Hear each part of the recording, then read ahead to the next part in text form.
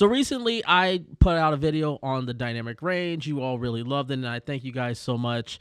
But one of the questions that came up constantly was did I notice any noise pattern, chroma noise in the Blackmagic Cinema Camera 6K. People know about this because this is a issue that's known quite a lot throughout CMOS sensors. This was most notably known in the Panasonic GH6. I personally, with my personal GH6, didn't experience this really, but it was well documented, well known, and some people are starting to notice sort of a noise pattern with the Blackmagic Cinema Camera 6K as well. Well, today I'm going to discuss about it. I'm going to talk about it, and have I noticed it? Has I came across it? And is it as big of an issue as everybody sort of make it out to be? All that and more. Tune in to find out.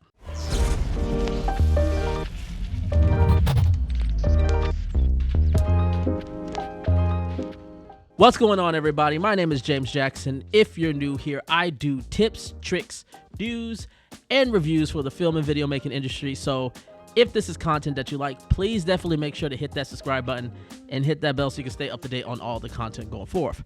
So as I brought up at the top of the hour, and also you guys probably noticed, I also have a brand new microphone that I am testing out that I hope to test out with this camera. This is the Deity D4.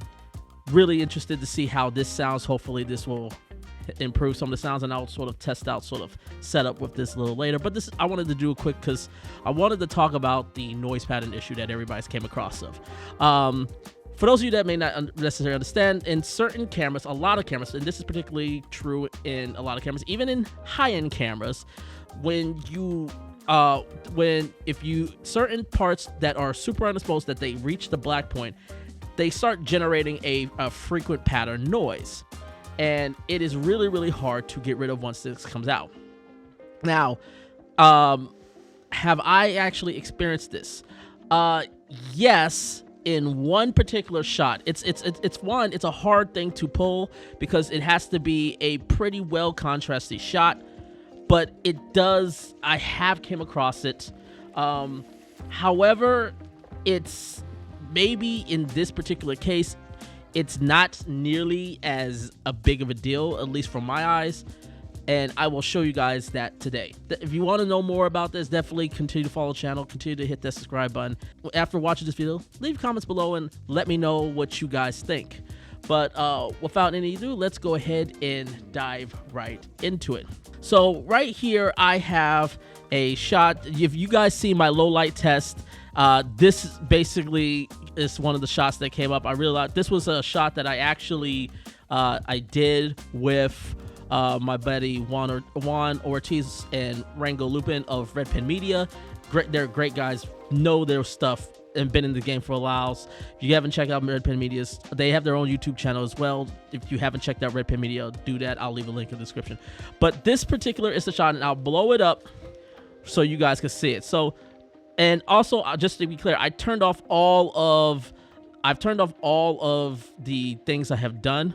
And actually, let me go ahead and switch to proxies, because this will actually make the point even better. So this is because we'll get to proxies in a second, but this is the shot that basically is where I noticed it.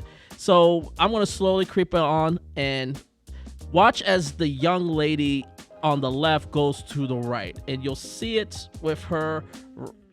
I mean, you may see it, you may not see it, but I noticed it like right here.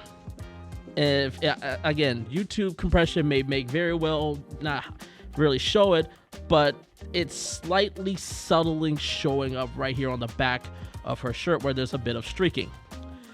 Now, of course, when I saw this, I was like, okay, is this going to be problematic? Oh no, this sensor not really good. And then I realized something, because I only noticed this when proxies was turned on. So, and this may be something that is a new phenomenon that most people are not experiencing from previous Blackmagic cameras, because previous Blackmagic cameras didn't record their own proxies. This is actually the first Blackmagic camera that records proxies alongside the actual camera. So when you actually, so if you pull it off the hard drive and put it into whatever hard drive you are, and you take it into Resolve, it will, the way Resolve is set up, it automatically starts off with the proxies. And watch what happens when I switch to the original, which would be the Blackmagic RAW files. And I don't know if you guys could see this, but it's slightly still there a little bit, but it's way more cleaned up than it was before. And it's much more, it is no longer as noticeable. For me, at least, I don't notice it nearly as much as it was. So I think when this whole thing of the fixed pattern noise is a little bit more dramatized than this camera in particular, because people are I won't judge, but I've noticed that it's more dramatized when you're looking at the proxy mode than using the original files. So the first tip I would tell you right now is double check to make sure that your proxy files are correct, and just making sure that they're correct. Well, not the proxy, but make sure you're actually seeing the original files in DaVinci Resolve, because by default on DaVinci Resolve, it's preferred proxies, which is a far more compressed, and it's not necessarily something you want to see especially when you get to the color tab. So always make sure that camera originals is turned on, and see if that reduces the look of fixed pattern noise.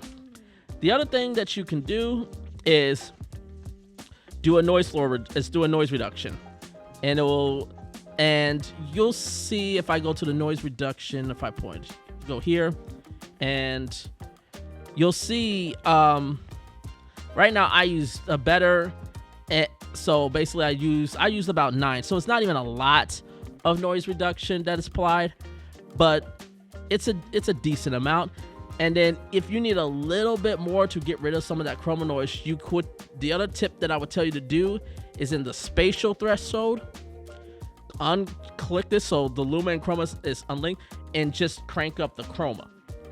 That is because that will reduce a lot of that spatial chroma noise and clean a lot of that up without affecting the luma side of it. So that's another alternative that I would say is a great tip. And then so once I turn that on, and you'll see here, it may be a little lagging, but